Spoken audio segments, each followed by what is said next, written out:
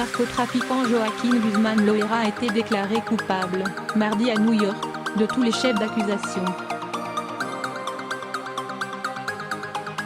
Il connaîtra sa peine le 25 juin. Le verdict vient couronner l'enquête colossale de la justice américaine, qui avait sorti les grands moyens. Au terme de 3 mois d'un procès spectaculaire au tribunal fédéral de New York, puis de 6 journées de délibération, le narcotrafiquant Joaquín Guzmán Loera, alias El Chapo, a été déclaré coupable mardi midi de tous les chefs d'accusation par un jury américain. Ce verdict, qui le reconnaît comme l'un des leaders du cartel de Sinaloa, coupable de trafic de cocaïne, d'héroïne, de méthamphétamine et de fentanyl aux États-Unis, et de blanchiment d'argent, devrait lui valoir la perpétuité.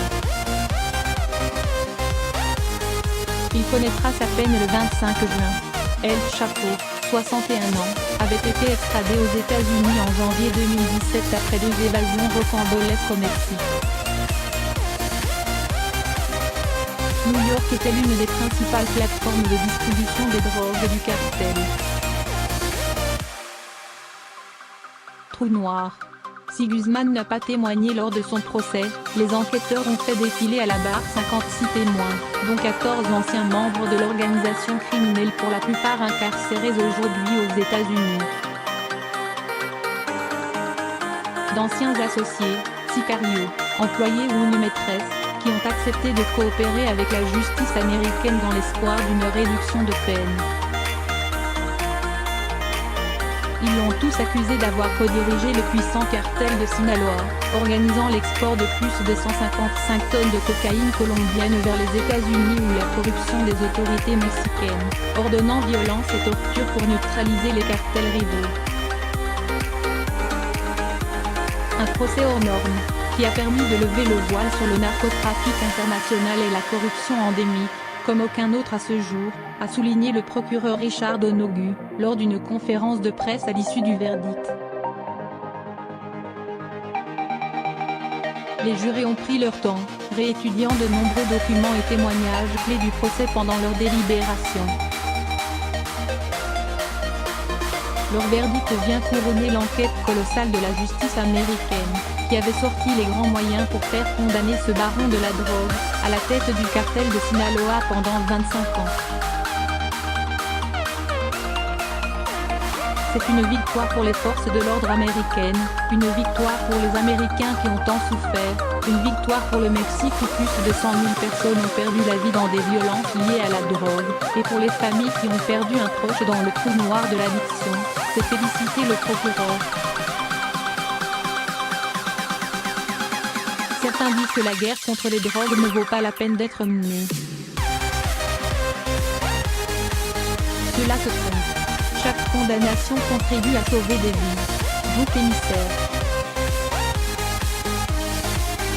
Les avocats d'El Chapo ont affirmé, à l'issue du verdict, qu'ils allaient faire appel.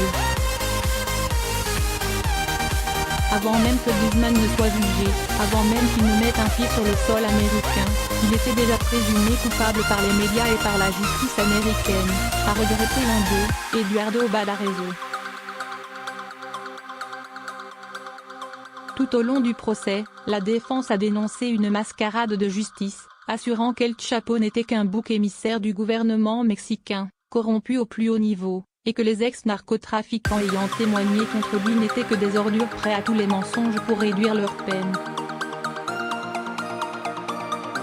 Selon eux, Ismael El Mayo Zambada, co-dirigeant du cartel toujours en fuite, était le vrai patron et la pièce manquante du procès. Recherché par la police mexicaine depuis près de 50 ans, Zambada n'a jamais été arrêté. Mais les 3 mois d'audience n'ont pas suffi à la défense, qui n'a cité qu'un seul témoin, pour étayer ses thèses et convaincre les jurés. Malgré l'arrestation d'El Chapo, le cartel de Sinaloa n'a pas cessé d'être en activité. Au contraire, il est aujourd'hui en partie dirigé par les fils de Guzmán, Los Chapitos, et n'a jamais été aussi prospère et globalisé. En 2016 et 2017, soit après l'arrestation puis l'extradition d'El Chapo, la production d'héroïne au Mexique a augmenté de 37% et les saisies de fentanyl à la frontière sud des États-Unis ont plus que doublé, selon la Drug Enforcement Administration, DEA. Dans son plus récent rapport sur le narcotrafic, la DEA souligne d'ailleurs que le cartel de Sinaloa, ainsi que le cartel Jalisco New Generation, restent les plus grandes menaces criminelles liées à la drogue pour les États-Unis.